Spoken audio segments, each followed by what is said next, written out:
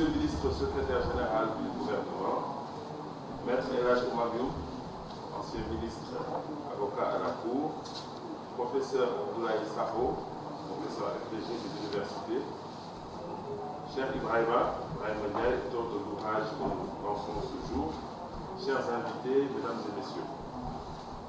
Je me présente, je suis Abdou Karim Mbaye, consultant marketing communication, directeur du cabinet Marc Consulting. Monsieur Ibrahima Ndiaye, cher ami, m'a chargé d'assurer la fonction de MC cet après-midi, ce que bien sûr j'ai accepté avec plaisir. Nous avons effectivement décidé de façon assez rapide, je dirais pas que ça a été mal préparé, mais en tout cas nous avons décidé ça presque au pied levé d'organiser cette cérémonie. Vraiment n'était pas au Sénégal. C'est en tout cas un grand plaisir de vous avoir tous. Je voudrais, en son nom, Ibrahima, et au nom de la maison d'édition MLF, vous remercier tous pour votre présence à la présentation de cet ouvrage intitulé Droit et pratique du crédit et des garanties bancaires dans l'espace OHADA. La cérémonie va se dérouler ainsi qui suit. Nous aurons tout à l'heure un mot de bienvenue d'Ibrahima. Ensuite, le professeur agrégé Abdoulaye Sakho nous fera en 15 minutes environ la présentation de l'ouvrage. Nous aurons un témoignage de Maître El Hadj Oumar Youm, du ministre Maître El Hadj Oumar Youm. Et enfin, nous aurons un mot du ministre secrétaire général Ahmadou Al-Amin Lo.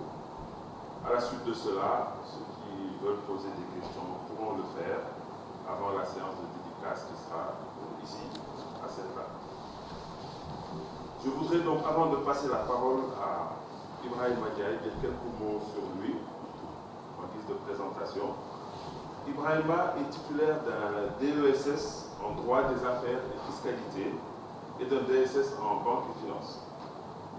Il est actuellement responsable de projet conformité en banque après une longue carrière de juriste. Fort de son expérience en tant que juriste, de banque, ancien responsable des contrats à la Société Générale de Banque au Sénégal, où il a mis en œuvre les premiers actes uniformes, observateur averti de l'évolution réglementaire de l'OHADA, ancien chargé d'enseignement à l'ITB pour la région Afrique et animateur de séminaires en droit et conformité bancaire dans l'espace OHADA. L'ouvrage qu'il propose contient des explications limpides et accessibles. Vous aurez l'occasion de le découvrir. Chaque concept est décomposé avec soin, permettant au lecteur, qu'il soit novice ou expert, de saisir rapidement les enjeux du droit, du crédit et des sûretés dans l'espace OHADA. Sans plus tarder donc, nous allons lui laisser la parole pour son mot de bienvenue. Franchement, je vous remercie beaucoup d'être venu pour assister à cette cérémonie. Bon, ceux qui me connaissent aussi ont fait l'effort de venir et je leur en remercie beaucoup. Donc, alors moi, j'ai été donc dans la promotion 93 avec beaucoup de mes anciens camarades ici présents que je ne vais pas présenter et que j'ai grand plaisir à retrouver. À chaque fois que je venais en vacances, j'essaie d'en voir ce que je peux voir. Donc je suis un ancien de la SGBS, comme ça a été indiqué. Et j'ai été avec mon camarade Abdou Gueye, avec qui presque on a cheminé. On a fait les 2 banques qui financent ensemble à Paris. On est rentré à Dakar, au Sénégal, pour travailler donc à la SGBS. On a fait quelques temps là-bas. On est tombé sur la grève, la fameuse grève de 99 avec les fameuses Chabambay. À l'époque, nous aussi, on voulait faire du Djubolti, mais ça n'a pas marché. Il n'y avait pas assez de patriotes. Donc, on est tous revenus, repartis. On est repartis à Paris. Il a fait la finance et moi, j'ai fait le droit. Donc, voilà. Et de temps en temps, quand je revenais, j'ai toujours gardé un pied dans le droit, disons, au OHADA. Donc, comme ça a été dit, j'anime des séminaires de temps à autre dans les pays africains. Et donc, j'avais à cœur de faire cette deuxième édition. La première édition, je l'ai faite avec le professeur Sakho ici présent, à l'occasion d'une invitation, quand j'étais à la GBS, de stagiaires qu'on avait, qui étaient dans de Sakho. Il m'avait invité pour assister un peu à leur présentation je crois qu'ils présentaient un sujet. Donc j'y suis allé et après j'ai pris la parole à la fin de la présentation et j'ai expliqué un petit peu ce qu'on appelait à l'époque le ratio Cook. En fait. Et parce que, pourquoi je commence par le ratio Cook? Il y a beaucoup disons, les banques sont traitées de tous les noms d'oiseaux. Hein. Il y a beaucoup de contestations, de réclamations vis-à-vis des banques, notamment africaines.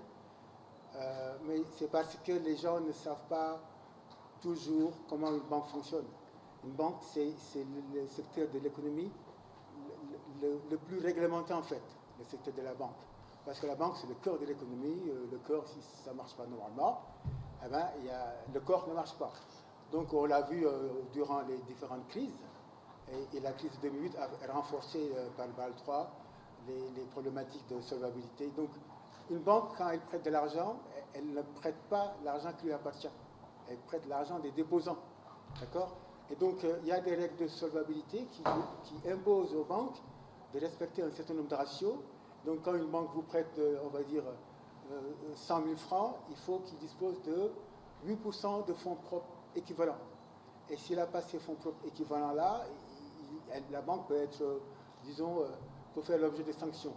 Et donc, selon que la banque, disons, accorde des crédits, elle peut pondérer ces crédits-là par les garanties. Selon le type de garantie, les garanties réelles ou personnelles, elle peut disposer plus ou moins de fonds propres, parce que tout est question de capitaux propres, de fonds propres.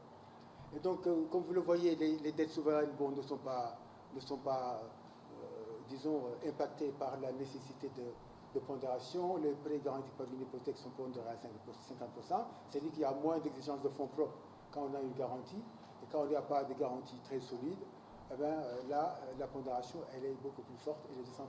Donc il y a besoin de beaucoup plus disons, de garanties. Donc pour aller vite, le banquier africain, le banquier en général, il est soumis à un dilemme en fait. Quelle garantie il doit avoir pour mettre en place en face des créances, disons, qu'elle accorde à sa clientèle. Et donc tout le problème des banques se situe à ce niveau-là. Comment assurer disons, une sorte je dirais pas d'harmonie, mais de correspondance entre les créances, les dettes de la clientèle et les garanties. Parce que une banque qui accorde des crédits, d'ailleurs, quand vous lirez la préface de M. le ministre, vous comprendrez tout à fait, en fait. Je dois aussi le remercier pour ça, parce que j'en ai vu des préfaces, mais enfin, la préface de M. Lo, en fait, je n'ai même pas besoin de parler de mon bouquin, en fait. La préface dit tout. Donc, au départ, le crédit, c'était sur la base de la parole, la parole donnée. D'ailleurs, on disait, c'est une phrase que j'aime bien reproduire, on lit le taureau par les cornes et les hommes par la parole. C'est une phrase que j'ai détournée pour dire qu'on lit le taureau par les cornes et les hommes par le contrat. Parce que maintenant, la parole donnée, suivez mon regard, ça ne vaut pas grand-chose. Hein. Donc, on change souvent d'avis, notamment dans la politique. Enfin, avant, la parole donnée, elle valait quelque chose dans le monde de la banque, mais maintenant, tout est question de contrat. C'est par le contrat, en fait, que la banque peut sécuriser, disons, son activité. Et la banque est le métier du risque, c'est connu. Hein. Donc, une banque qui ne prend pas de risque, ce n'est pas une banque. Mais comme on dit souvent, on peut aimer les risques, mais il faut tout faire pour l'éviter. Parce que la banque ne peut pas prendre de risques inconsidérés, parce qu'elle confie, disons, elle prête l'argent d'autrui. Et moi, c'est une phrase que j'aime bien aussi quand je fais des séminaires. Je leur dis, en fait, le banquier, le vrai banquier, c'est celui qui vous prête un parapluie quand il fait beau. Quand tout va bien, il te fait un crédit. Mais quand ça va mal, la banque, elle n'est plus là parce qu'elle n'est pas là pour couvrir en fait des risques. Donc, il vous retire le parapluie dès qu'il commence à pleuvoir. Enfin, c'est comme ça que ça marche, une vraie banque. Donc voilà, c'est un proverbe anglais, hein, c'est pas de moi. Et donc, je le disais tantôt, on lit le taureau par les cornes et les hommes par le contrat, et c'est encore beaucoup plus prégnant cette affirmation-là dans le domaine de la banque, hein, parce que tout est question de contrat. Et donc, pour en revenir au présent ouvrage qui nous réunit tous ici, c'est un ouvrage donc, qui traite des contrats de crédit et des contrats de garantie, les fameuses sûretés, qui, comme vous le savez, sont maintenant réglementés, encadrés par l'acte uniforme sur les sûretés de la version mise à jour de 2010. Et donc l'objet de cet ouvrage, mais franchement, vous commencez par lire la préface de Michelot, vous verrez un petit peu que tout est question de, disons, comme il l'appelle lui-même, de pacifier les relations entre les banques et les clients. Je ne veux pas être long, j'avais prévu pas mal d'anecdotes, je vais juste peut-être en faire une seule, parce que quand j'étais étudiant, disons, en DSS Banque et Finance, on avait un prof. On avait un prof qui était employé de la Banque de France et qui venait souvent à Dakar pour une mission de... En fait, l'euro, la zone euro, ils l'ont construite en observant beaucoup comment ça se passait dans la zone franc. La zone franc a servi de laboratoire à la construction de l'euro. D'accord ?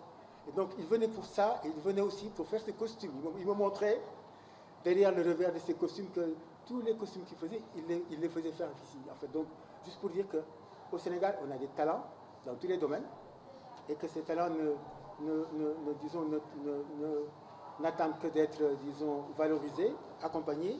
Et donc, il m'expliquait qu'ils ont observé ici que la zone franc fonctionnait bien, et donc il n'y avait pas de raison, disons, parce qu'on entend beaucoup cette rengaine qui dit France dégage, il faut sortir de la zone franc, mais je ferai juste référence à une théorie économique qui s'appelle, pour ceux qui connaissent, le triangle d'incompatibilité, parce qu'on est dans une zone communautaire, on est dans l'UEMOA, la CEDEAO, donc il y a cette fameuse incompatibilité qui dit qu'on ne peut pas avoir une politique de liberté de circulation des capitaux, avoir une politique de change fixe et des politiques monétaires autonomes. C'est incompatible. Donc ici, on a une zone CEDEAO où là, il y a théoriquement la liberté de circulation des capitaux, on a un taux de change fixe vis-à-vis de l'euro, on ne peut pas avoir des politiques monétaires autonomes. Donc, si on veut une politique monétaire autonome, il faut qu'on fasse sauter un des trois triangles, un des trois bouts de triangle. Donc, pour finir, la CEDEAO est une très bonne chose, et je pense que les autorités l'ont compris, parce qu'ils n'ont pas dit qu'ils vont sortir du franc CFA, hein, parce qu'ils disent qu'ils prônent la modification des règles de fonctionnement du franc CFA, de la zone franc. D'ailleurs, ça a commencé dans la zone du mois. La France ne fait plus partie de la gouvernance de la zone franc. Alors, il reste à la CEMAC ou à la Banque centrale de l'île Maurice, mais je veux dire par là qu'on peut modifier les règles de fonctionnement du CFA, parce que l'avenir est à la communauté, en fait. On ne peut pas ne pas avoir une monnaie commune. Je pense qu'on n'a pas les capacités actuelles de créer notre propre monnaie. Bon, je fais de la digression, mais tout ça, ça se lie. On est dans le droit communautaire, l'ODA, on est dans l'ensemble économique communautaire, l'UEMOA, et je pense, moi, personnellement, que l'avenir, la force des petites nations que nous sommes est à la communauté. Donc c'est le rôle de l'ODA, et c'est le rôle de la CEDEAO, et c'est le rôle de la zone franc, même s'il y a des défauts qu'on doit pouvoir corriger. Bon, j'ai m'en limiter là, pour ne pas être trop long, et je passe la parole à M. Sakho. Merci beaucoup, Ibrahima. J'ai mentionné tout à l'heure qu'à la fin de la cérémonie, Ibrahima pourra faire des dédicaces. J'ai oublié de dire quelque chose de très important, c'est que vous pouvez acheter aussi le bouquin à, je crois, 32 000 francs CFA seulement, n'est-ce pas? Donc le bouquin est là disponible. Merci Ibrahima, et merci aussi pour les anecdotes, même si tu en as gardé certaines. Donc à présent, on va passer la parole à professeur Abdoulaye Sakho, professeur agrégé des universités, pour qu'il nous présente le livre, qui va donner envie d'acheter. Bien sûr. Après son exposé, monsieur le ministre, messieurs les ministres, après son exposé, moi je ne sais pas qu'est-ce que je fais ici. Il a bien exposé son livre et il l'a bien vendu. Il a tellement bien vendu qu'il est passé dans une digression sur le débat sur le franc CFA qui me pose moi-même jusqu'à présent des problèmes. Je n'arrive pas à trop bien comprendre. Peut-être que vous, les économistes et les banquiers, vous allez nous expliquer. Je disais hier ou avant-hier dans un débat à l'université sur le CFA, je leur disais que pour nous les juristes, en tout cas, on a des difficultés avec cette monnaie-là. On ne sait pas c'est quoi, au fond. Et cette monnaie, pour moi, c'est une institution de droit public qui doit être attachée à un État. C'est cela. Et quand il dit que la zone euro s'est inspirée de la zone CFA pour se mettre en place, je comprends maintenant. Parce que chez nous, ce n'est pas rattaché, le CFA n'est pas rattaché à un État, État-nation comme on le définit, hein, l'État-nation, le territoire, le drapeau, l'hymne et tout ce que ça comporte. C'est rattaché à une sorte de nébuleuse qui tourne autour de l'idée de banque européenne, banque centrale. Et c'est pour ça, j'ai vu quand on a banque centrale, que les Européens également adossent leur euro au niveau de la banque européenne. Il y a peut-être des choses à voir de ce point de vue-là. En tout cas, c'est une digression, mais c'était très intéressant.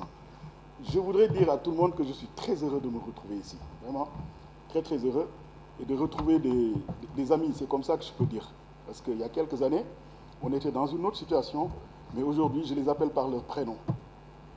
Elhadj Omar, Ibrahima, Daouda, Mohamed, qu'on appelle Mbeur, Samba, Itei, Ahma, de leur parler. Je les vois de temps en temps, certains d'entre eux que je vois.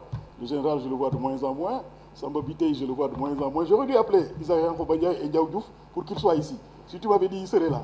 Parce qu'on était trois et on était avec vous, et on était très contents.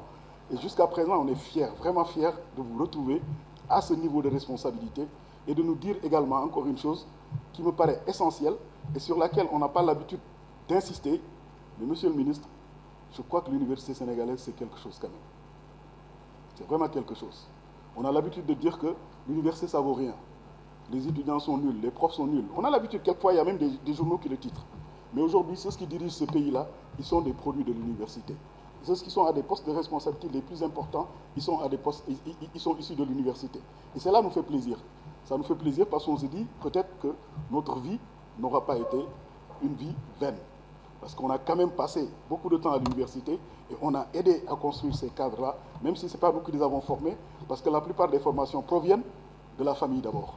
Et je crois que vos familles ont fait quelque chose également, ont fait en sorte que vous soyez à ce niveau-là. Encore une fois, vraiment, je voudrais vous exprimer cela. Ma fierté, c'est peut-être moi, professeur Sakho, qui parle, mais ce serait la même chose si Ndiaw Diouf était là, ce serait la même chose si Isaïen Khobanya était là, ce serait la même chose si ceux qui nous ont quittés étaient là. En tout cas, vraiment, merci, merci. Alors aujourd'hui, il me donne l'occasion de parler et il me donne l'occasion de me retrouver dans une posture qui est celle de quelqu'un qui doit apprécier ce qu'il a fait. Et ce qu'il a fait est tellement important que je continuerai dans la fierté, monsieur le ministre, en disant que les Wolofs, ils disent Bernadaram. Voilà, la première édition, on l'a fait ensemble, on a signé ensemble. Et quand j'ai vu la seconde édition sans mon nom, je dis voilà, il a pris son indépendance et il peut maintenant se permettre de faire partie de ce qu'on appelle la doctrine, et ça fait plaisir. Et il l'a tellement bien fait que c'est avec beaucoup de plaisir que je vais vous parler de cet ouvrage-là. Non, Youm, il viendra tout à l'heure. Je crois que lui, il a corrigé. Il viendra tout à l'heure. Mais tu as tout à l'heure parlé de la dernière version de l'acte uniforme de 2010. Nous, on avait une première version, c'était le COCC, avec la troisième partie du COCC, les garanties et tout ce qui s'ensuit. Ensuite, la première version de l'acte uniforme est venue. Et la dernière version, elle a bouleversé. Elle a vraiment fait d'énormes changements. Elle a bouleversé quasiment la matière des garanties. Cette version, elle a réaménagé ce qu'on appelle les sûretés classiques que nous avons connues depuis, comme j'ai dit tout à l'heure, la troisième partie du COCC, qui datait de 1976.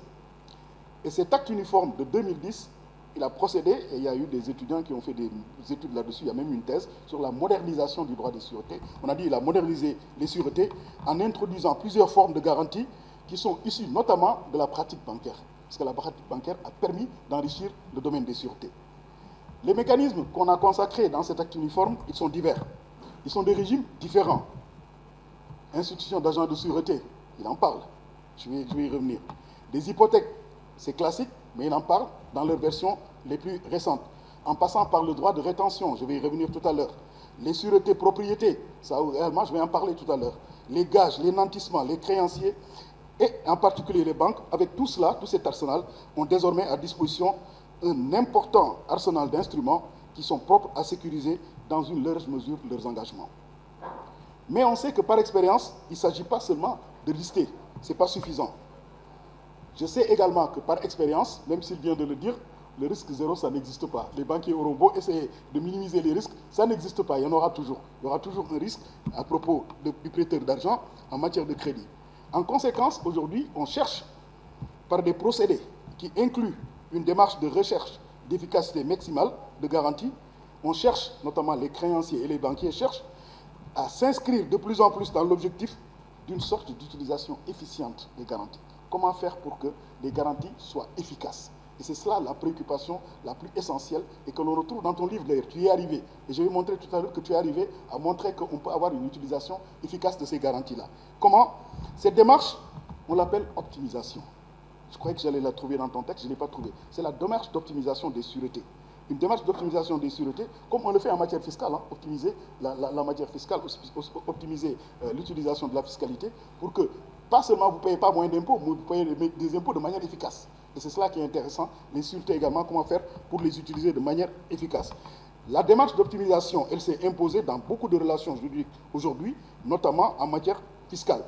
Il ne s'agit pas aujourd'hui d'avoir le meilleur mécanisme possible quant à la conformité légale, pas seulement se mettre en conformité avec la loi, mais il faut aussi que la solution que l'on va choisir soit une solution qui soit efficace et qui réponde aux besoins des sujets de droit. C'est cela l'optimisation en réalité.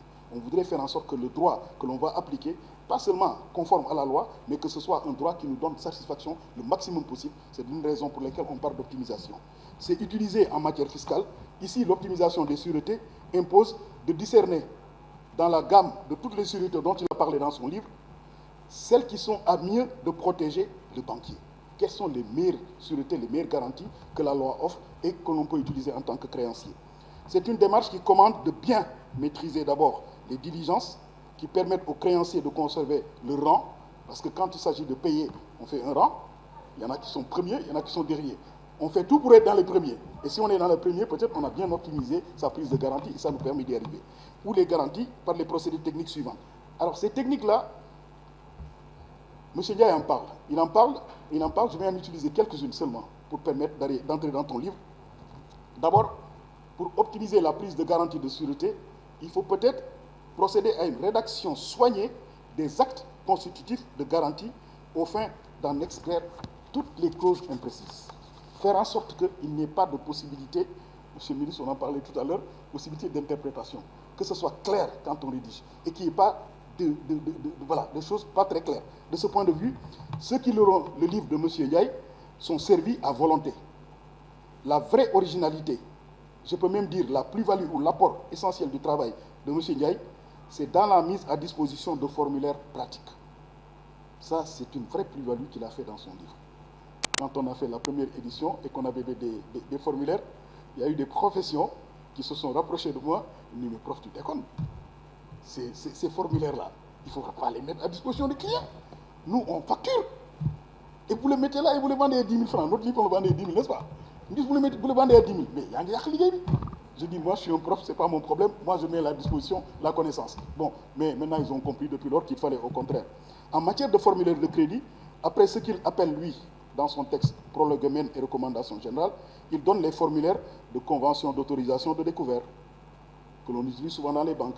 Il donne des formulaires de convention d'ouverture de crédit, on en parle. Il donne des formulaires de convention de prêt personnel ordinaire ou immobilier, des conventions de prêt commerçant, des conventions de prêt de véhicules. Ça veut dire qu'en utilisant son livre, vous pouvez même rédiger votre convention et aller chez l'expert qui devra vous aider, l'avocat ou le notaire, et vous lui direz, voilà, moi, ce que je veux, et à ce moment-là, lui, il mettra toutes les formes qu'il faut. Ensuite, de la même manière, en ce qui concerne les sûretés, les formulaires sont mis à disposition du lecteur après toujours ce qu'il a appelé les prologomènes, qui sont des petits paragraphes là pour expliquer ce qui est à l'intérieur. Et c'est intéressant ces petits paragraphes-là. Il donne acte de caution solidaire, lettre de garantie à première demande, acte de nantissement de droits d'associés, de valeurs mobilières, de compte de titres financiers, acte de nantissement de véhicules, acte de nantissement de matériel et outillage, acte de nantissement de fonds de commerce étendu au matériel et outillage. Tout cela, les formulaires existent dans ce livre de M. Ndiaye là. Et c'est pour ça, si vous dites 30 000 francs ou 32 000 francs, je crois que vous pouvez l'acheter. Voilà, je vais lui faire de la publicité un peu. Le deuxième point, c'est l'inclusion de stipulations propres à conférer aux créanciers un droit de priorité. Je vous ai dit que quand vous prenez une garantie, ce qui est intéressant, c'est que quand il y a un problème, vous soyez payé en premier. C'est ça que vous cherchez, payé en premier. Et lui, il a réussi en utilisant certaines de ces garanties, en montrant que certaines de ces garanties peuvent permettre aux créanciers d'avoir un droit de priorité d'être payés. Et de ce point de vue-là, on le retrouve et il a fait un chapitre. Je ne parlerai pas de tous les livres parce que sinon on va pas se quitter. Il a fait un petit chapitre qu'il a intitulé « La propriété qui est retenue à titre de garantie ». C'est intéressant. La propriété retenue à titre de garantie. Ça veut dire, je donne juste un petit exemple banal. vous donnez votre livre à quelqu'un, ce monsieur l'utilise. Normalement, si vous l'avez mis quelque part en lui disant « je vous le prête », lui peut l'utiliser comme il veut. Mais le moment venu, vous avez la possibilité d'aller retirer votre livre, parce que s'il a des difficultés, si un créancier vient saisir ses biens chez lui, il ne va pas pouvoir saisir votre livre parce que le livre vous appartient. Et c'est ça la propriété à titre de garantie. On s'organise pour faire en sorte que le bien qui va être mis à la disposition du créancier n'appartiendra jamais au créancier parce que vous en êtes propriétaire. Et s'il a une faillite, vous venez vous retirer votre bien et ça ne fait pas partie de la faillite. Et c'est cela qu'il a fait dans son chapitre, la propriété retenue à titre de garantie. Et il y a quelques exemples dans son livre. La clause de réserve de propriété, ça c'est le droit qui le fait. Clause de réserve de propriété. Et deuxièmement, c'est le crédit bail. Le crédit bail que vous connaissez très bien, les banquiers là. Le crédit bail, c'est un mécanisme qui permet à des gens qui ont besoin d'un matériel qui est très cher, très souvent. On l'a étendu à des choses maintenant comme les véhicules et tout ça. Mais au départ, le crédit bail, c'était pour des avions. C'était pour des biens qui étaient excessivement chers, qu'une entreprise ne peut pas acheter. On lui dit, vous allez prendre le bien, vous allez l'utiliser sous forme de crédit, et en même temps, vous êtes locataire. Et vous allez payer des loyers. Et à terme, au bout de certain temps, vous allez devenir propriétaire. C'est ça l'idée du crédit bail. Et tant qu'il l'utilise et qu'il n'a pas fini de payer les traites, il ne sera jamais propriétaire. Et s'il y a une faillite qui intervient, ça n'entrera pas dans la masse des biens à partager, vous venez reprendre votre bien. Et c'est ça l'idée de la clause de réserve de propriété et l'idée de la garantie comme sûreté. Évidemment, ça pose des problèmes de comptabilisation. Moi, ça m'a toujours posé des problèmes de comptabilisation. Monsieur le ministre banquier, la comptabilisation du crédit bail me pose des problèmes, moi. Pour nous, les juristes, le propriétaire, c'est celui qui a mis à disposition de l'utilisateur. Mais quand on regarde la comptabilité de l'utilisateur, on va retrouver le crédit bail, les biens en crédit bail dans ses actifs à lui, ses actifs. Or, ce n'est pas son bien. Et j'avoue que j'ai des difficultés, peut-être c'est parce que je suis juriste que je ne comprends pas cela, et si vous avez la possibilité de nous expliquer, vous le ferez. Donc voilà les deux points que je voulais dire sur le contenu. Sinon, en termes toujours d'optimisation, M. Ndiaye nous donne des idées pour choisir en fonction des circonstances entre les sûretés que l'on peut avoir sur les actifs physiques de l'entreprise, nantissement de la totalité du fonds de commerce, gage de stock sur les biens incorporels, tout cela, ou bien donner un immeuble en hypothèque, et des garanties qu'on peut avoir sur les flux financiers. De plus en plus, avec la financiarisation de l'économie, de plus en plus, on prend des garanties sur les flux financiers. Et il en parle très bien, nantissement de créances, cession de créances à titre de garantie, etc. Il y a un certain nombre de choses sur lesquelles il maîtrise très bien. Vraiment, franchement, ce n'est pas parce que c'est lui que je le dis, mais il le maîtrise très très bien, et il en parle très très bien. Et de manière très simple, comme disait tout à l'heure Karim, quand il en parle, c'est assez simple, assez facile à comprendre. Enfin, un dernier point qu'on peut prendre toujours dans le cadre de l'optimisation, prendre en compte le moment de la constitution de la garantie. À quel moment on doit prendre la garantie? C'est important parce que les juristes qui sont là connaissent ce qu'on appelle le droit des entreprises en difficulté, le droit des faillites. Il y a des moments quand vous prenez une garantie, cette garantie peut se retrouver, être prise en ce qu'on appelle période suspecte et ça ne marche plus. Et à ce moment-là, vous perdez tout. Donc le moment de la garantie également, elle est importante. Bref, l'optimisation impose de discerner dans la gamme des sûretés celle à même de protéger les expositions des créanciers, de les prémunir contre le risque de contrepartie et ou l'aléa normal. Donc ce livre, pour moi, c'est l'occasion de donner à ceux qui font métier de prêter de l'argent la possibilité de toujours optimiser leurs garanties, car il examine les sûretés sous un angle pragmatique, en pleine considération des préoccupations, exigences de crédit. Vous voyez que le livre parle de crédit, parle de sûreté, et ce sont les deux parties, la paix en deux parties. D'abord le crédit, ensuite les sûretés, qui font l'objet des développements, à mon avis, assez intelligents. M. Ndiaye est fidèle à la tradition des facultés de droit et des salles de TD. Les plans en deux parties, là, on vous a embêté avec ça. Plans en deux parties, ça ne veut rien dire.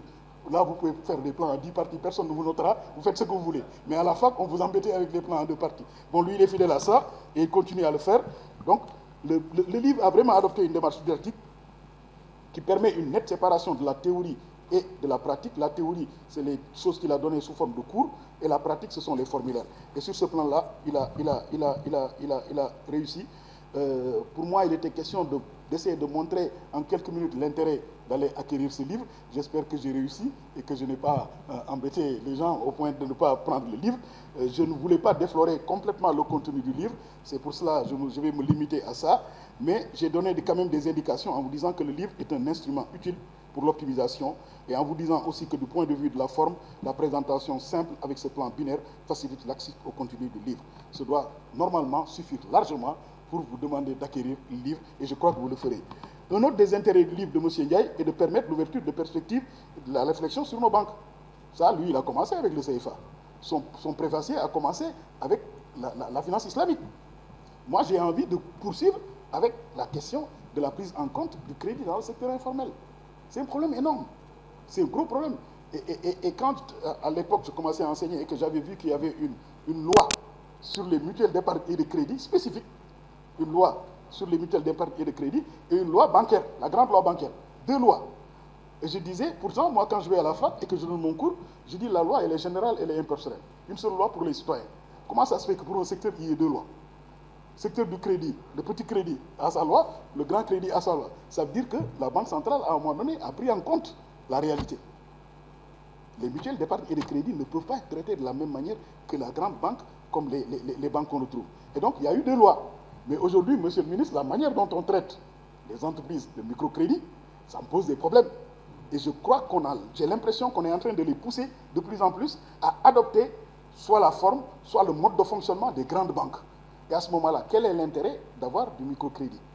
Est-ce qu'on prend en compte la manière dont nous fonctionnons dans nos économies? Et c'est ce que j'ai l'habitude de dire.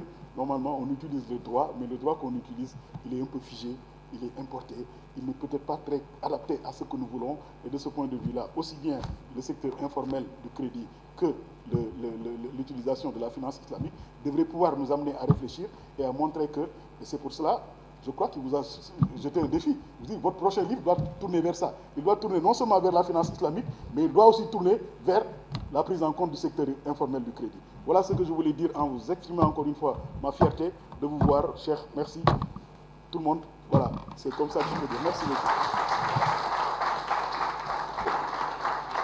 Et je pense que, prof, il faudra envoyer une facture à Ibrahim parce qu'avec tout ce qui a été dit, je pense qu'il ne restera plus un bouquin cet après-midi, ce soir. Donc on va passer la parole au ministre Omar Youm, qui a collaboré de manière pertinente et significative. J'allais lui demander si en tant qu'avocat il restait assis ou il venait au pupitre, mais je pense qu'il n'a pas attendu ma proposition. J'ai déjà la punition du prof. Moi, je suis d'ailleurs désolé, professeur, de prendre la parole après vous, parce que, en principe, dans l'agenda, il y a quand même un problème. Hein. C'est l'élève qui devait parler avant le prof. Comme ça, après, il a la chance d'être corrigé. Là, c'est le ministre qui parle. Donc, vraiment, monsieur le professeur, nous sommes très contents. Monsieur le ministre, secrétaire général du gouvernement, mon cher Ibrahim, chers collègues, honorables invités, je suis très ravi de l'opportunité que vous m'offrez. On peut de faire un témoignage. Je te vois déjà un peu très affolé, mais bon, ne t'en fais pas. Je ne vais pas gâcher la fête. Je vais être superficiel. Hein. Vraiment, cette occasion est une occasion énorme. Hein. Nous avons déjà tous nos collègues ici. Chacun d'eux aurait pu être à ma place pour faire ce témoignage sur Ibrahim, que nous avons connu depuis la faculté, Aïcha, les autres chefs, et puis le général Amadou, comme il les a bien cités. Nous avons été une génération choyée. Nous avons eu des professeurs qui étaient des frères pour nous. Hein, le professeur Sarro, Diaw Diouf, Issakha Yankhoba Ndiaye, de brillants professeurs qui nous ont plus ou moins incités à aimer la matière juridique. Hein, donc vraiment, c'est l'occasion aussi, professeur, puisque nous n'avons pas tout le temps de vous retourner cette fierté que nous avons eue pendant que nous étions étudiants, d'avoir des professeurs comme vous, qui nous ont surtout enseigné la flexibilité de la matière juridique. Je pense que ça, c'est important. Nous sommes tous ici dans des cabinets d'avocats. J'ai toujours été quelqu'un qui a un caractère très trempé. C'est-à-dire qu'un homme de refus, un homme de caractère, qui a de la personnalité. Et l'ouvrage d'ailleurs résume bien cela. Je lui ai toujours demandé d'ailleurs de ne pas être très profond sur les formulaires, parce que sinon après, nous tous, nous fermons nos cabinets de consultants. Donc c'est vrai que j'ai dit, bon, mettons quand même la base. Après le reste, ça devient une affaire de client et son consultant. Donc, il a très bien travaillé l'ouvrage. La première édition, je l'avais eue. Et cette fois-ci, je lui ai dit, mais il faut aller plus en avant sur certains aspects, sur le crédit bail, sur l'affacturage. Et c'est l'occasion, monsieur le ministre, quand même, de demander à l'État du Sénégal d'implémenter la loi uniforme sur l'affacturage. Parce qu'à ce jour, on a la loi uniforme, mais qui n'est pas encore dans le dispositif. Je pense que ça, c'est important pour les PME surtout, les petites entreprises qui ont besoin de crédit la facturage est une solution de crédit qui est quand même très efficace. Donc Ibrahima a bien travaillé l'ouvrage. Nous avons passé beaucoup de temps et l'occasion c'était que moi en même temps j'étais dans la réserve. On dit la réserve républicaine parce que c'est vers le mois de mars qu'il m'a demandé de lui faire la relecture. J'ai dit bon c'est l'occasion. Au lieu de morfondre de notre défaite électorale là, c'est l'occasion de me replonger dans la science juridique. Et donc j'ai traversé de très bons moments entre avril, mai, juin, juillet pour procéder à la relecture. Et puis on a échangé sur beaucoup de sujets. Il maîtrise le domaine parce que c'est un bon praticien, comme le dit le professeur. Il a fait toute sa carrière dans une banque, Société Générale, après BPCE de Paris. Donc, bon, donc il connaît ce qu'il dit. Bon, maintenant, nous, on a apporté la touche critique, la touche jurisprudence, la touche doctrine, pour un peu renforcer cet ouvrage qui semble être l'un des rares ouvrages dans le secteur de la sûreté en faisant le lien avec le crédit. Je pense que ça aussi, c'est un lien qui est très important. Parce que les gens, ils ne voient que lorsque la banque réalise. Ils ne voient pas aussi l'autre pan de la relation, quand la banque met à disposition des fonds. Donc ça, pour moi, c'est important. Donc c'est un ouvrage qui traduit aussi l'humilité d'Ibrahima. Il est explicatif. C'est vrai que c'est un ouvrage de doctrine, mais il n'est pas trop critique parce que, bon, l'acte uniforme aussi, il y a à boire et à manger. Donc le cautionnement, les formalismes, l'hypothèque, comment elle est réalisée au Sénégal, les garanties, comment elles sont réalisées. Ça aussi, je pense que ça fait partie de l'efficacité. Parce que la vraie efficacité, c'est lorsqu'il y a le risque de paiement, parce que la garantie, ça protège le défaut de paiement. Donc la vraie efficacité, c'est lorsqu'on met en œuvre quand il y a un défaut de paiement. Et malheureusement, et je parle sur le témoignage de certains magistrats qui sont ici, l'acte uniforme qui est l'autre pendant de l'acte sur les sûretés, c'est-à-dire l'acte uniforme sur le recouvrement de créances, est un acte uniforme, à mon sens, qui est mal appliqué au Sénégal. C'est-à-dire que de manière générale, ça prend trop de temps. Or, ce qu'il vient d'expliquer sur les ratios de liquidité, sur les ratios de rentabilité, sur les capitaux propres, ça mérite une très bonne attention.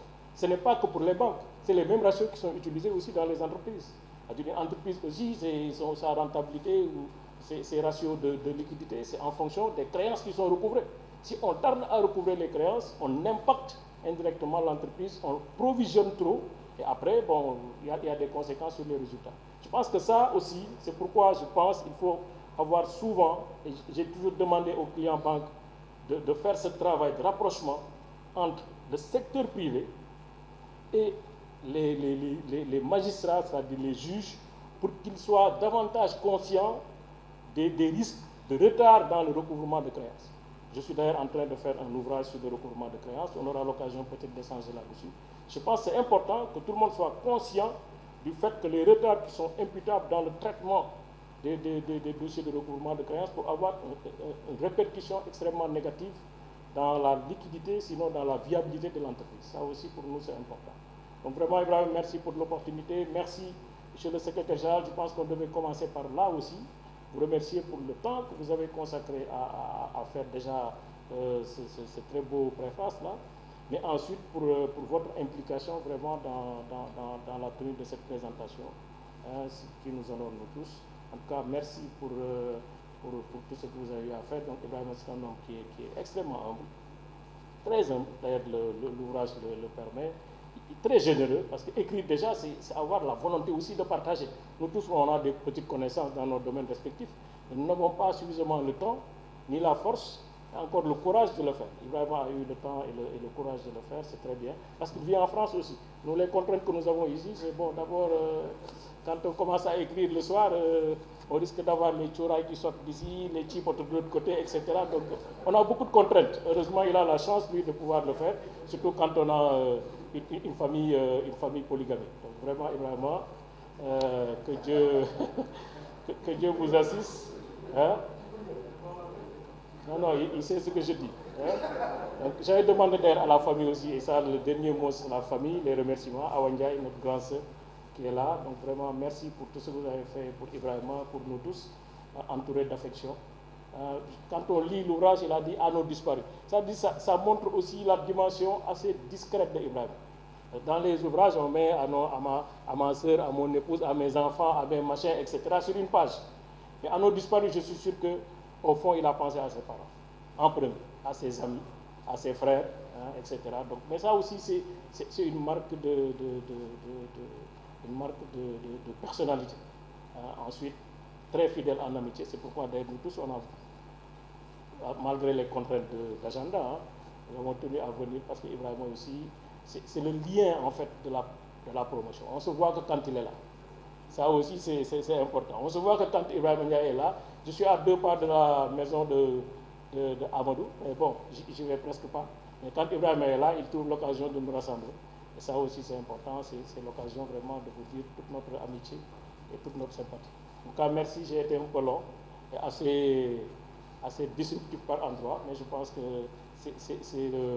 c'est l'occasion, c'est l'émotion, c'est la fraternité, mais aussi la fraternité vraiment sincère. Une fraternité qui ne subit aucune tâche depuis des années et des années. Que Dieu nous aide à encore garder cette amitié et qu'il bénisse en tout cas cet ouvrage. Pour moi, comme le professeur Sakho l'a dit, je recommande vraiment de recourir à cet ouvrage qui est un ouvrage extrêmement complet, même si par ailleurs, effectivement, pour des soucis que vous pouvez comprendre, nous n'avons pas tout mis dans l'ouvrage. Il y aura peut-être des moments où on sera beaucoup plus explicatif. Merci beaucoup, professeur Diarama, et puis merci à toute la famille. Merci beaucoup, Monsieur le ministre. J'ai quand même envie de répliquer en disant que le Tchouraï existe aussi à Paris. Hein, donc,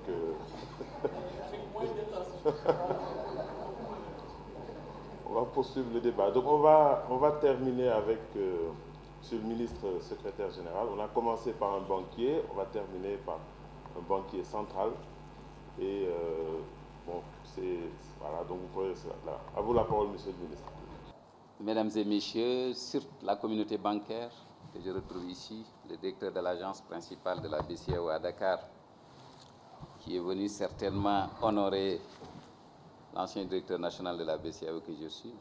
François Sen, le représentant du ministre des Finances, Leïti Ndiaye. Je vois également une banquière qui se fait toute petite quelque part. Tous les magistrats, mais surtout ce que j'apprécie dans cette assemblée, c'est l'amitié. Je crois que ça m'offre l'occasion de saluer un ami de très longtemps, Ousmane Anne, qui est juste derrière, qui est un de mes promotionnaires du Britannique militaire de Saint-Louis.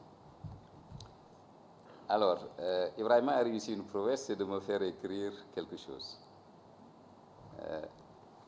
Avec la complicité de M. Tal, parce que je ne connaissais pas Ibrahima, je ne connaissais pas M. Tal, mais quand on m'a dit je suis le mari d'Aïcha, et comme Aïcha, nos familles se connaissent depuis 30 ans ou 35 ans, rien que le nom d'Aïcha m'a obligé à répondre à cette requête.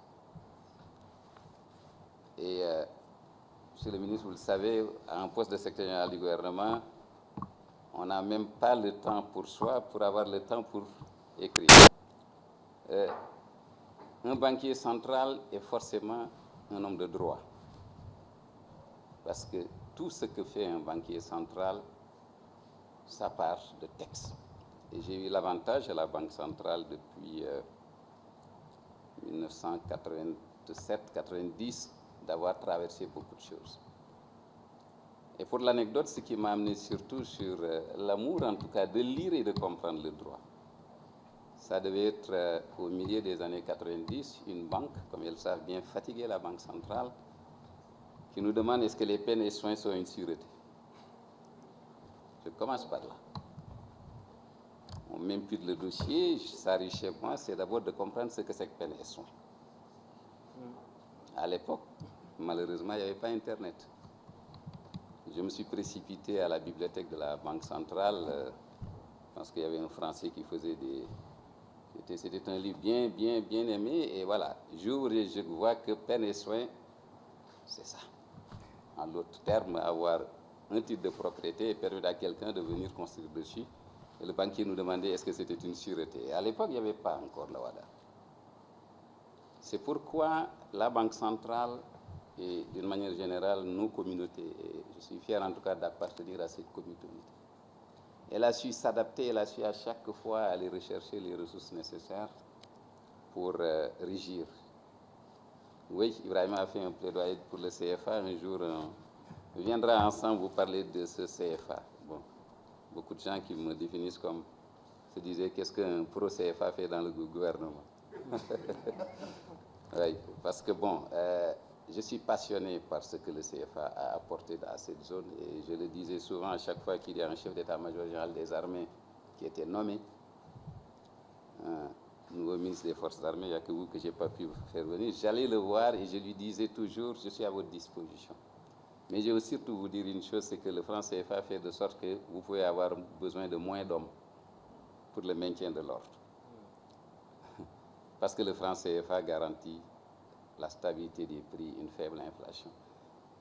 Je ne peux pas m'imaginer un taux d'inflation de 50% comme il y en a en Turquie, de 30%, de 40% comme il y en a au Nigeria. Dans nos zones, si vous l'avez, parce qu'on n'a jamais connu ça, je vous assure que c'est des émeutes du matin au soir. Pour revenir au sujet, d'abord le féliciter parce que mes collègues de la Banque centrale savent que je suis l'un de ceux qui militent beaucoup pour la gestion des connaissances. C'est-à-dire comment arriver à sauvegarder ces connaissances que nous avons gagnées dans nos professions respectives. Et je lui disais, bon, bravo, parce que vous, au moins, vous avez osé écrire. Et je sais que dans cette salle, ceux qui ont une grande expérience, si on demandait qui a écrit un livre, il n'y aurait pas beaucoup de miens qui vont se lever. Les circonstances atténuantes, vous les avez peut-être. Mais j'ai demandé au chef d'état-major général des armées, Mbaye Cissé, qui est un promotionnaire du Prétané militaire, je lui dis, général, comment vous faites pour écrire? Il me dit, ne vous mettez pas de la pression. À chaque fois que vous avez du temps, écrivez. Si c'est une demi-page, écrivez. Donc, il faut le féliciter d'avoir eu ce courage. Puisqu'on a eu des banquiers émérites, on a eu des banquiers centraux émérites, mais très rarement ils ont écrit. Très, très rarement.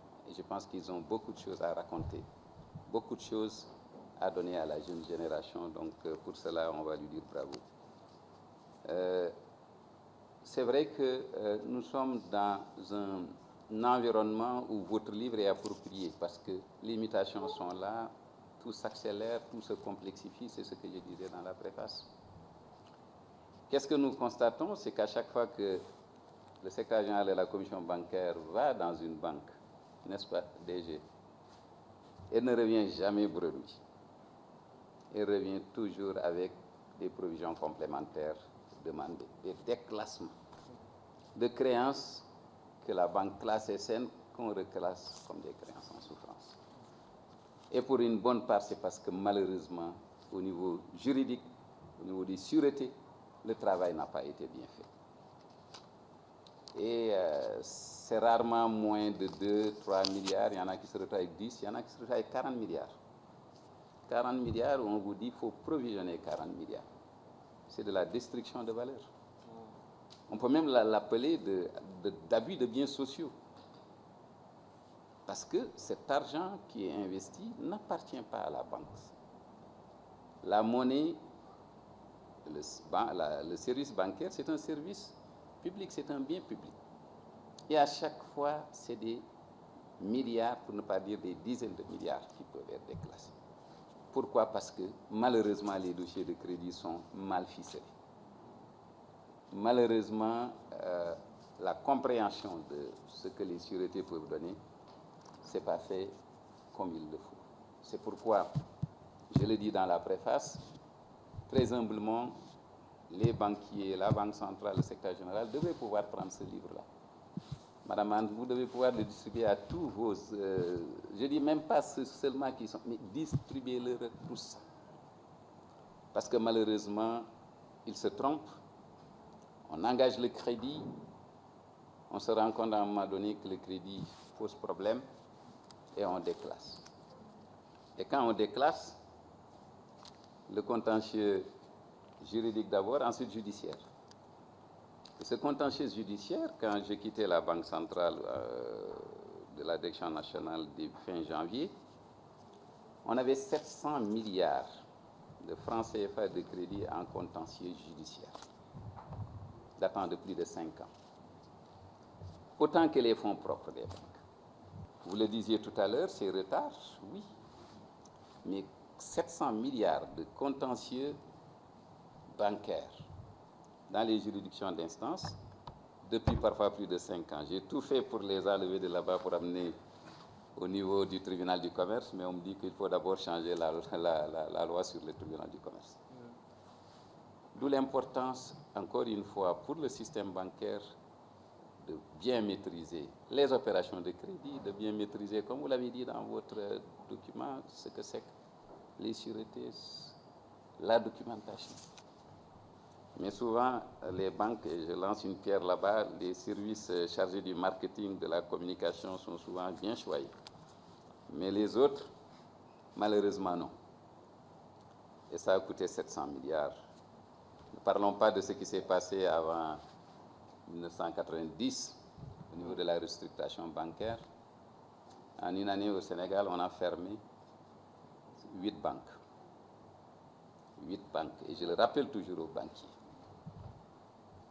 Ce qui était arrivé dans les années 90, début années 90, avec 8 banques qui ont été liquidées en une seule fois, septembre 1990, et qui avait laissé à l'époque des ardoises dans les livres seulement de la Banque centrale de 200 milliards de l'époque, remboursés par l'État. Mais aujourd'hui, l'État ne sauvera plus jamais une seule banque parce qu'elle n'ose pas, parce que les populations savent maintenant que alalou askan wi la. Donc, il faut que les banquiers puissent s'approprier la maîtrise par leur personnel. Alors, quand on parle de sûreté, tout de suite, il y a le financement des économies. Oui, c'est une critique qu'on fait, je l'ai senti dans les propos de prof, c'est que aujourd'hui, aller dans une banque et dire « oui, je veux qu'on me prête », bon, on a l'habitude de dire « amna titre foncier » ou bien « amna truc », alors que ce n'est pas ça fondamentalement. Et la question de financement de l'économie, de la promotion du financement de l'économie, on ne peut pas, disons, la régler si on ne règle pas cette question des sûretés. Malheureusement, et là également, c'est des réflexions que le gouvernement doit engager. Le nombre de titres fonciers au Sénégal, c'est epsilon. Les baux, idem. Le reste, c'est des titres précaires, etc., etc. Mais fondamentalement, on ne peut pas régler la question du financement des économies si on n'arrive pas à trouver une certaine originalité. Et là, moi, c'est une critique que je fais au niveau de l'OHADA. Souvent, oui, c'est un regroupement de pays, mais qui n'ont pas la même maturité de leurs économies, qui n'ont pas la même maturité de leur système, on veut dire, de sûreté. Et qui, il faut le reconnaître, et qui est d'inspiration française, pour ne pas dire. Oui. Et malheureusement, le banquier, la banque centrale, ne peut reconnaître que ce qu'il y a dans le droit positif. Vous allez aujourd'hui, le secteur agricole, c'est 3% du total des financements bancaires, alors que c'est 40% de la population active. Mais c'est parce que l'OHADA ne reconnaît pas le récépissé d'un troupeau, ne reconnaît pas ceci, cela. Et moi, j'ai toujours plaidé quand j'étais à la Banque centrale avec mes collègues qui allaient aux réunions OHADA, je leur disais, écoutez, il faut qu'on enrichisse et qu'on tropicalise les sûretés. Là également, c'est un chantier, vous l'avez dit, l'informel, mais plus fondamentalement, la question des financements, il y a d'abord cette contrainte de sûreté qui est là, parce qu'aucune banque n'a de l'argent, et c'est ce que j'ai l'habitude de dire aux banquiers, je leur dis, écoutez, vous n'avez risqué vous que votre capital. Les actionnaires qui sont les plus exposés, c'est ceux qui ont mis les dépôts. Et donc, il faut protéger ces déposants. Il faut sauvegarder la stabilité financière. C'est pourquoi, encore une fois, ce que l'OHADA a fait a énormément servi à l'espace de l'UEMOA et de la BIAC. Ce marché unique des services bancaires qu'on a dans cette zone, qui est une belle réalisation. Il n'y a pas deux zones comme les nôtres dans le monde. vous avez un marché commun, vous avez un marché unique des services bancaires, vous avez une monnaie commune. Ce qui ne marche pas, donc, ce n'est pas du côté de la Banque centrale, j'en reviens au niveau du débat sur le CFA, c'est du côté de nos politiques qui n'ont pas su profiter de l'environnement que leur offre l'Union monétaire ouest-africaine. Donc, ce marché unique des services bancaires, je l'ai dit dans la préface, l'OHADA l'a excellemment complété. Ça nous rassure parce que si nous devions aller gérer 8 COCC, ça va être particulièrement difficile. Donc, ça, c'est une réalisation et ça aide beaucoup. Vous l'avez dit dès le départ avec cette règle d'atténuation du risque de crédit, parce qu'après tout, on protège à nouveau vous qui êtes là et qui avez laissé votre argent dans les banques.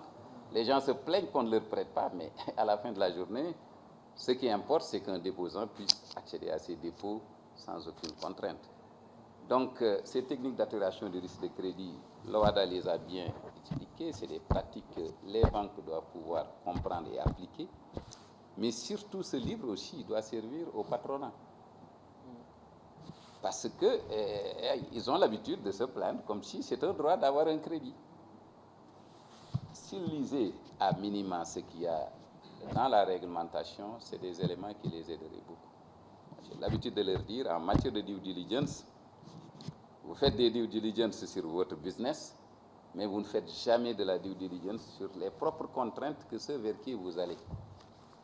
Et je pense que c'est didactique, ça peut être compris par n'importe qui. Il faut certainement, avec le patronat, voir comment également les amener à pouvoir l'utiliser, parce que ça aiderait beaucoup et la Banque centrale et les banques à ne pas passer leur temps à dire pourquoi le financement des économies n'arrive pas au montant souhaité par les uns et les autres, parce que clairement, en matière de sûreté, notre secteur privé, c'est de grands amateurs, vraiment de grands amateurs. Soit ils plongent en donnant à la banque tellement de choses, d'où les formulaires, c'est important. Madame la vice-présidente, je le disais, j'ai toujours dit que quand on a une société qui n'est pas d'abord alphabétisée et qui n'a pas une éducation financière, il faut les aider à travers des formulaires harmonisés de crédit bancaire, où les clauses sont des clauses qui sont quand même suffisamment bien étudiées. Et je pense également que le livre apporte une solution à ça. J'ai toujours demandé à l'APBF, en matière de RSE, ce que les banques peuvent faire, c'est ça. C'est d'aider les gens à avoir des formulaires harmonisés et ne pas l'écrire en petits caractères. Alors, sur les politiques publiques, oui, je crois que je l'évoquais tout à l'heure au niveau des sûretés. C'est vrai, sur les sûretés réelles, il n'y a peut-être pas trop de soucis.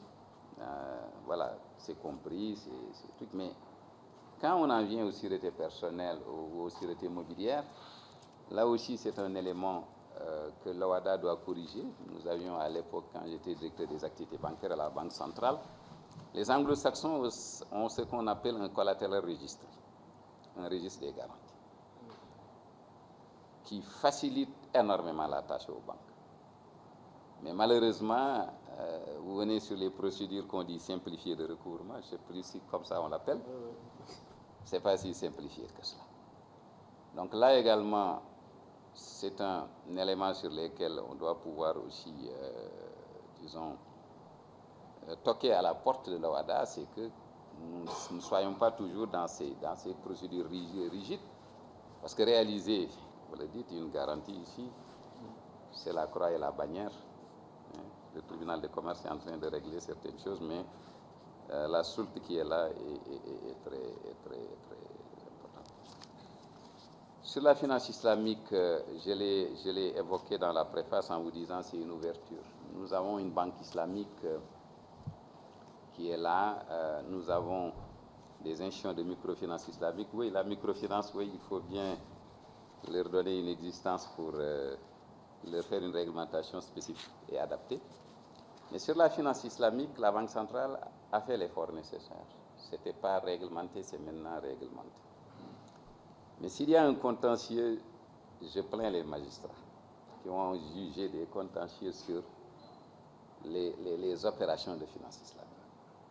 Je ne suis pas sûr que, d'abord, il y a des écrits très très clairs sur où se trouvent les éléments qu'il faut regarder, parce que sur la finance islamique, tout est documentaire. Mais également, vous le disiez, je ne sais pas si c'est Maître Youm qui le disait ou vous-même, c'est le temps des opérations. C'est-à-dire les opérations doivent être tellement séquencées et strictement séquencées. Si ce n'est pas séquencé, il y a des vices de fond et tout de suite, le juge peut avoir beaucoup de problèmes. Donc là également, c'est un défi que nous lançons aux uns et aux autres et ce n'est pas compliqué. Moi, je le disais toujours à mes collègues, c'est que quand j'ai vu la finance islamique arriver à la Banque centrale, je suis allé m'inscrire à un master en tant que directeur de la Banque centrale à l'INSEF de Malaisie, qui est la première université islamique du monde. Je suis allé m'inscrire là-bas pour faire un master. Voilà, c'est quand ils m'ont dit que ça commence à durer, qu'ils vont me chasser, j'ai trouvé les moyens de finir le master en décembre dernier. Mais c'est essentiel que vous puissiez vous engager dans cela. Ça, vraiment, moi, c'est un appel que je vous lance, c'est un appel que je lance à tous ceux qui sont dans la profession juridique. L'inclusion financière se fera dans l'étape à venir au Sénégal via la finance islamique. C'est incontournable. Il y a beaucoup d'entre nous qui sont là, modernes et tout, mais quand vous leur dites votre compte d'épargne intérêt, ils refusent. Vous voulez leur vendre une obligation, ils refusent. Donc, le relais pour l'inclusion financière et pour le financement des poches qui sont inoccupées, c'est la finance islamique. Encore une fois, la Banque centrale a fait presque tout ce qu'elle devait faire. Il reste 2 ou 3 choses, n'est-ce pas, sur le prudentiel et sur les opérations comptables. Nous avons une ligne de financement de la BID de l'ordre de, il me semble, 63 milliards de francs CFA ou 63 millions de dollars, mais 63 milliards pour la microfinance islamique, et cette ligne n'est toujours pas utilisée. Parce que malheureusement, l'offre est absente. Parce que malheureusement, beaucoup de Sénégalais ne se sont pas investis dans les opérations de microfinance islamique. Et nous connaissons le fait religieux, comment il traverse la société sénégalaise. Beaucoup d'opérations qui se font aujourd'hui dans l'agriculture sont des opérations régies par la finance islamique. Vous allez dans les territoires où, en début de campagne, on vient, on vous prête et vous vendez la récolte, ça existe. C'est le salam. Etc., etc. Et je crois que c'est des éléments sur lesquels moi je vous encourage à écrire. Et je finirai par l'échange qu'on a eu hier. J'ai commencé par là, c'est-à-dire cette générosité que vous avez eu d'écrire. Et je vous expliquais que, bon, parfois je porte mon chapeau de oustas, que écrire est un acte de waqf, c'est-à-dire une aumône perpétuelle. En tout cas, pour ceux qui sont musulmans, il n'y a que l'aumône perpétuelle qui peut vous trouver après que Dieu a soldé les comptes ici sur terre là. Il n'y a que l'aumône perpétuel qui continue à vous enrichir. Et il est indiqué dans un hadith du prophète sallam que quand vous décédez, ce qui peut encore vous retrouver là-bas, c'est d'abord de laisser des enfants pieux qui prient pour vous, ou de laisser ici une œuvre de donation perpétuelle. Ça peut être un immeuble que vous laissez pour que l'usufruit serve, ça peut être un thème que vous triquez pour que les gens puissent boire, mais ça peut être également une connaissance que vous laissez ici dont les gens vont se servir, vont avoir besoin. Et c'est-à-dire, si c'est une connaissance utile, ça devient une aumône perpétuelle.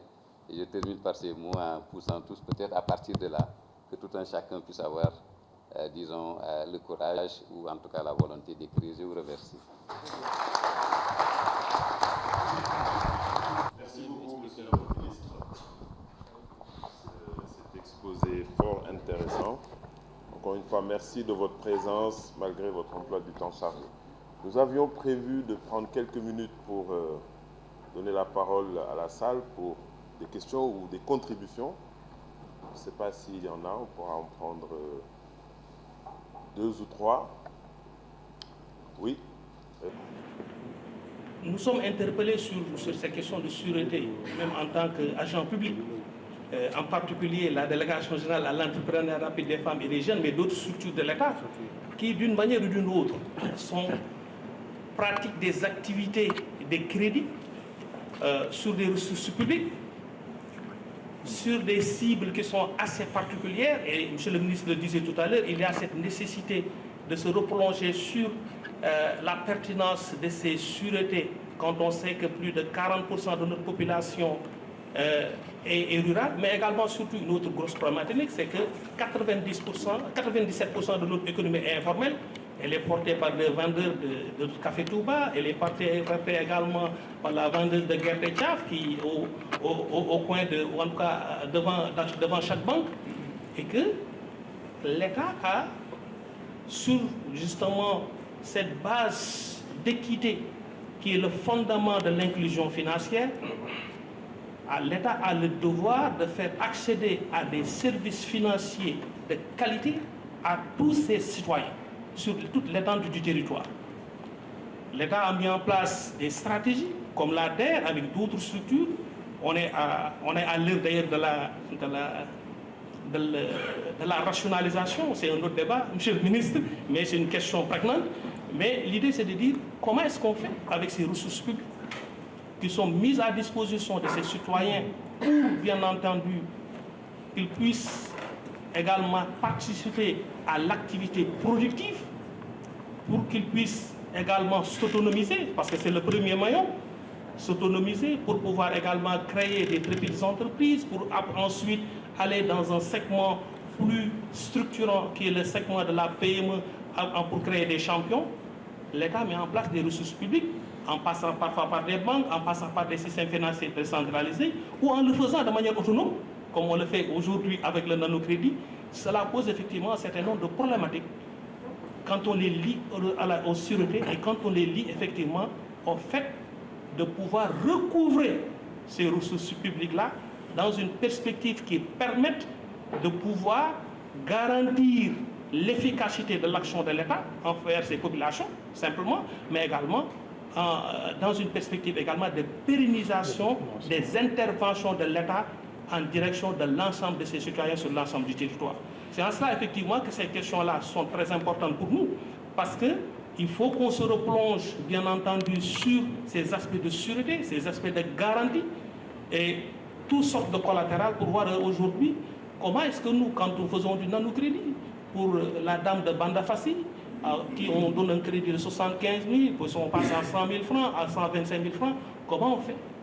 Au-delà simplement de la persuasion, au-delà de la sensibilisation, au-delà également de la formation en éducation financière, de faire en sorte que le remboursement du crédit soit adossé au-delà simplement de la garantie sociale que constitue le groupe auquel il appartient. Je pense que ça également, ce sont des questions fondatrices sur lesquelles il y a lieu de se prolonger lorsque l'on parle de ces garanties, parce que l'État également, aujourd'hui, à travers ces mécanismes, est pleinement engagé sur ces perspectives et il y a une réflexion à mener sur ce plan-là. Merci beaucoup. Je ne voulais même pas prendre la parole, mais quand le secrétaire général, M. Lo, a parlé du contentieux bancaire au niveau de la BCEAO, en plus de 700 milliards, moi je me dis, waouh, c'est extraordinaire. Donc tout à l'heure, vous avez parlé de la tropicalisation. Donc moi, c'est Abdoulaye Niang, je suis le responsable du contentieux immobilier de la Banque de l'Habitat du Sénégal. Donc, vu que vous avez parlé de contentieux bancaire et que vous avez parlé de tropicalisation des sûretés, moi je me dis c'est quelque chose à travailler en fait. Je ne parle même pas de la tropicalisation des sûretés, mais de tout le 3 OHADA.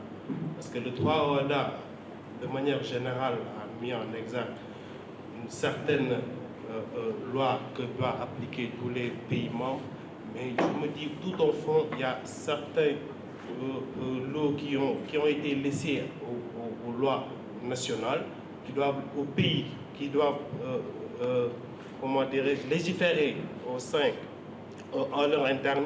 Par exemple, je peux donner la législation foncière ici au Sénégal qui pose problème par rapport à son application au droit d'exécution.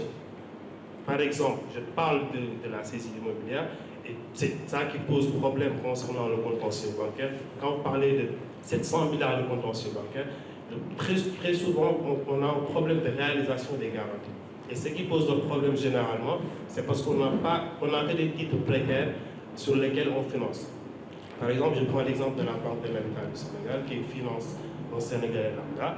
Le Sénégalais lambda a un problème pour payer, on déclasse son crédit, on déclasse le prêt, on doit réaliser. Donc, on doit réaliser, on se confronte à un problème. Normalement, en principe, on ne devait même pas prendre une hypothèque sur un terrain dont le titre est précaire.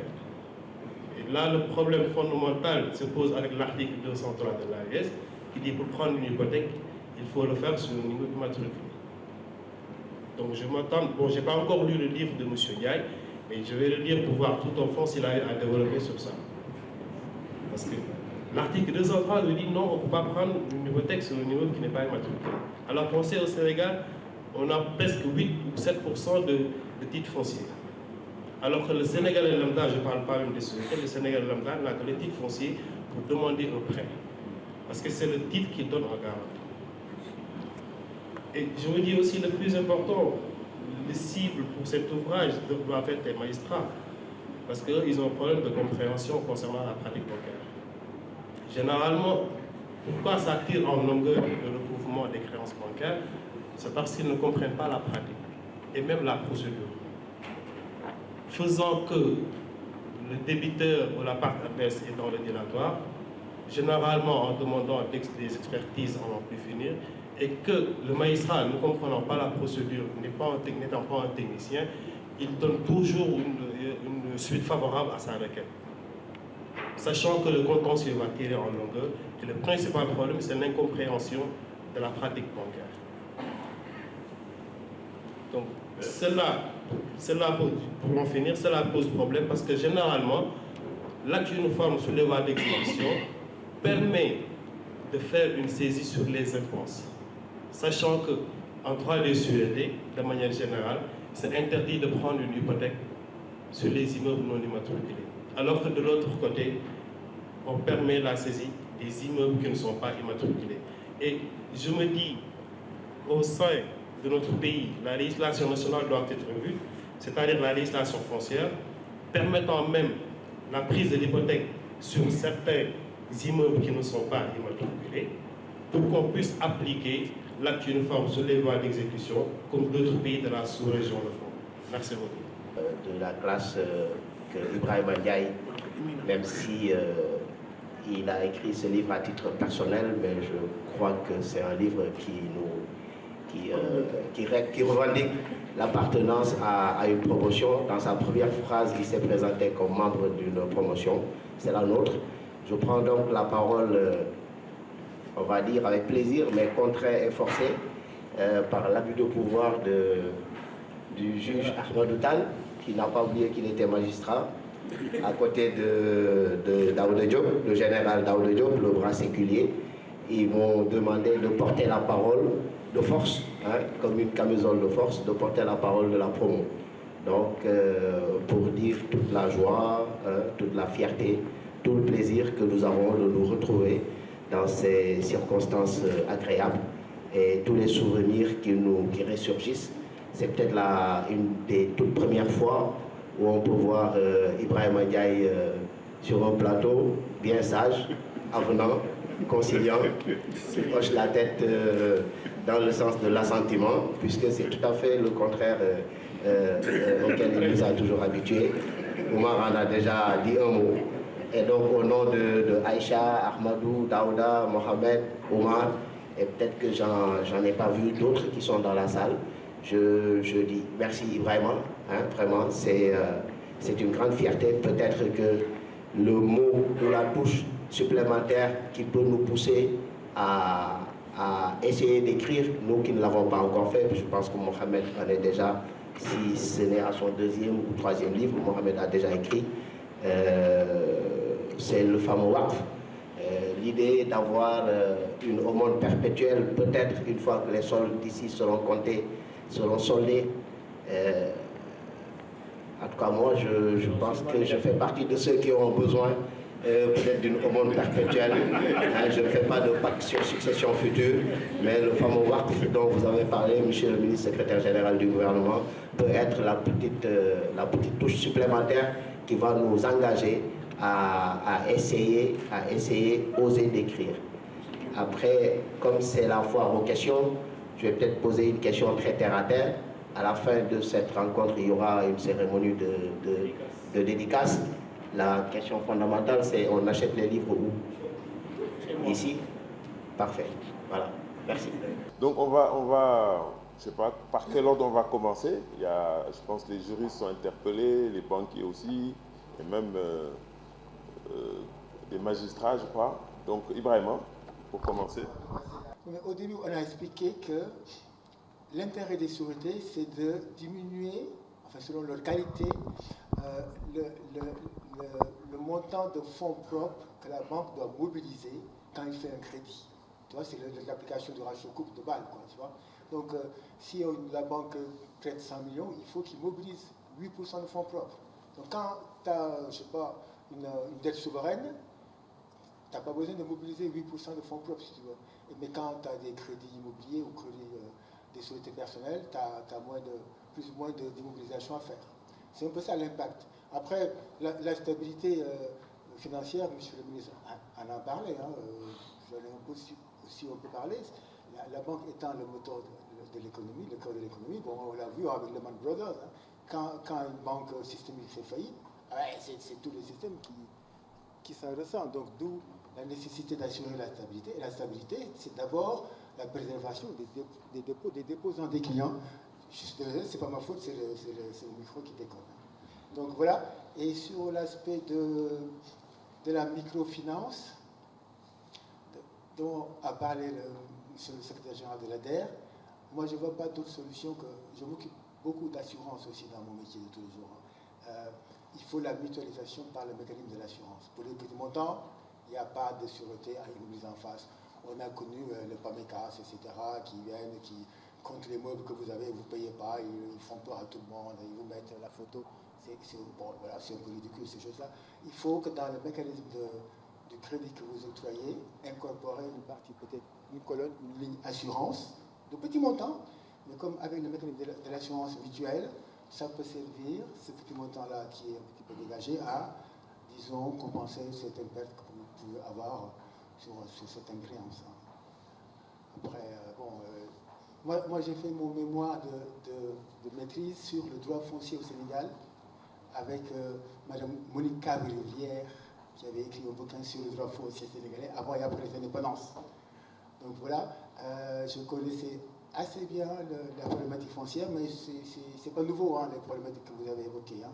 Bon, je n'ai pas eu le temps de développer, mais vous avez raison, on a des problèmes non seulement de transposition, Maître Youm en a parlé, la loi uniforme bancaire n'est pas encore transposée, ce n'est pas les actes uniformes qui sont d'application immédiate, les lois uniformes doivent être transposées.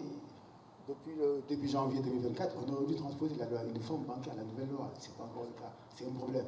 Bon, mais moi j'ai pris le parti, on a pris le parti de partir sur la nouvelle loi, parce que tôt ou tard, elle sera transposée. Mais la problématique du droit foncier, elle n'est pas nouvelle, on le connaît, et la loi de 2011 même, je sais, je l'ai écrit, elle est en contradiction avec l'acte uniforme sur les sûretés sur le plan du contrat hypothécaire, parce que l'acte uniforme permet, les notaires, je ne sais pas s'il y en a, ils ne vont pas m'aimer, mais en fait, la problématique du taux, du coût du crédit, hein, le coût du crédit, il est renchéri par des frais aussi. Je ne l'ai pas dit, mais en 90, presque toutes les banques de l'UEMOA étaient usuraires. Parce que le taux d'escompte, il était de 6%, et le taux d'usure, c'était 2 fois le taux d'escompte, 12% en fait. Les banques ne pouvaient pas dépasser 12, mais en fait, ils étaient tous à 12, mais ils ne prenaient pas en compte les frais de notaire, qui sont parfois pas négligeables. Si on les avait appliqués, bon, après on a changé, hein, il y a prescription, ça fait longtemps, mais bon. Donc je ne risque pas grand-chose à le dire. Mais voilà, on a des problématiques effectivement d'interprétation et d'application de la loi, le ministre l'a dit, au sein même de la profession bancaire. Donc voilà, mais ce que je voulais dire, c'est que l'acte uniforme sur les sûretés dit qu'on peut faire un contrat hypothécaire sous seing privé, selon un modèle agréé par la conservation foncière.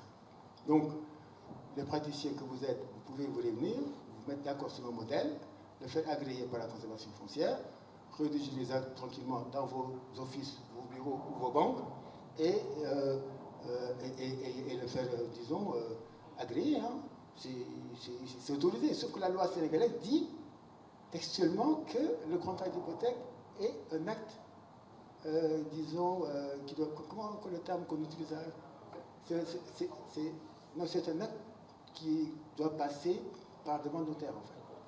Voilà, c'est un acte authentique, obligatoirement. Donc il y a une contradiction alors que la loi uniforme, enfin, l'acte uniforme est supranational. Voilà, bon, je ne veux pas être trop long, mais il y a des choses, effectivement, beaucoup de choses à voir quand on regarde bien les textes. La question de votre collègue banquier est caractéristique de ce que je dis sur l'intérêt d'acheter le livre. Je vous fais pas de la publicité. Il a acheté. Bon, il faut qu'il en achète 3. Il n'a pas lu. Bien. En fait, la sûreté est au centre de toute question de stabilité financière. Au départ, comme à la fin, au départ, c'est comment nous pouvons, disons, être dans une situation où à tout moment on monitore que la banque a bien monté son dossier de crédit de sorte que des incertitudes sur l'opération n'affecteront pas les dépôts de la clientèle. Pourquoi je dis les dépôts de la clientèle? Parce qu'une incertitude sur une opération, ça peut être une perte pour la banque. Quand c'est une perte pour la banque et qu'à la fin de l'année, c'est une perte donc c'est une perte sur l'opération, mais si ça finit par une perte sur la banque, ça va un report à nouveau sur son bilan, dans ses fonds propres. Mais s'il n'y a plus de fonds propres, ça veut dire que la banque a vécu l'année avec les dépôts de la clientèle pour payer ses charges de personnel. C'est pourquoi, dès le départ, la réglementation tient à ce qu'au moment d'entrer dans un crédit, on vous dit, écoutez, si vous avez une sûreté, vous aurez une pondération moindre en termes de risque de crédit. Si vous n'avez pas de sûreté, c'est 100%. Donc c'est d'abord un frein et pour amener à la responsabilité. À la fin aussi, la sûreté est importante parce que quand le commissaire au compte passe, quand la commission bancaire passe, l'idée, c'est de rendre une image fidèle. En allant voir le portefeuille, les sûretés qui sont disponibles, évaluer chaque sûreté et s'assurer que la banque a été fidèle dans l'enregistrement dans ses comptes. Donc là également, a posteriori, c'est un élément qui permet d'assurer que la banque n'expose pas les dépôts de la clientèle parce qu'elle a une image fidèle de ses opérations et de son résultat. Pourquoi on le dit? Parce que les dividendes des banques sont pour l'essentiel distribués. Une partie, donc une fois qu'on sort les provisions obligatoires, le reste, c'est distribué. Mais distribuer des dividendes alors que vous avez mal enregistré, vos sûretés ne sont pas des sûretés. Ça pose un risque de continuité et quelque part, ça veut simplement dire qu'il y en a qui s'enrichissent de façon, on va dire, malhonnête. Peut-être même ce n'est pas une intention, mais ils l'ont fait de façon malhonnête. D'où l'intérêt, et encore une fois, on insiste, dans les banques, il faut que les gens maîtrisent donc la réglementation sur les sûretés, parce qu'en tout état de cause, quand tout se passe bien, ça permet au moins d'avoir une possibilité de faire beaucoup plus de crédit, parce que l'hypothèque vous permet d'avoir un taux, disons, de, je ne sais pas, 60%, hein, 50%, voilà. Ça veut dire qu'on va vous dire que vous avez fait un crédit de 50 millions. Dans le calcul du ratio qui permet de savoir si réellement, disons, si vous en avez les capacités, on va juste prendre 25 millions. Parce qu'on considère qu'en tout état de cause, les 25 autres millions, on pourra les réaliser. Mais si vous n'avez pas pris de sûreté, on ne prend rien. Donc, ne pas maîtriser les sûretés, c'est d'abord de l'inefficience pour ce service public qu'on vous demande de jouer. Parce qu'on vous demande de faire de la transformation de dépôt en crédit de façon responsable.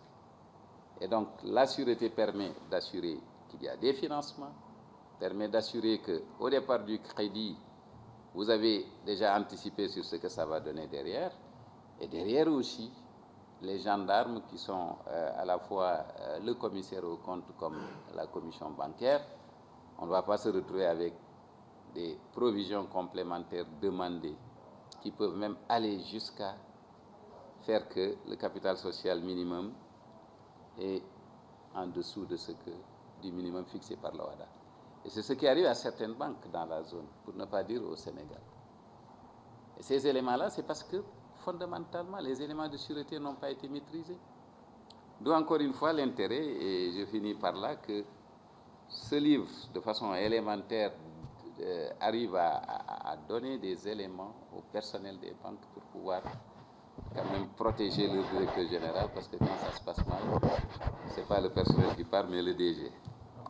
Revenir sur la question de M. Niang, sur la possibilité de faire une saisie sur les peines et soins et l'impossibilité d'en constituer une hypothèque. C'est ça la question fondamentale. En réalité, c'est ce qui est normal. Bon, pour faire une hypothèque, il faut quand même suivre un processus de publicité, d'immatriculation. Or, les peines de soins sur un immeuble non immatriculé ne faut pas faire l'objet d'une hypothèque.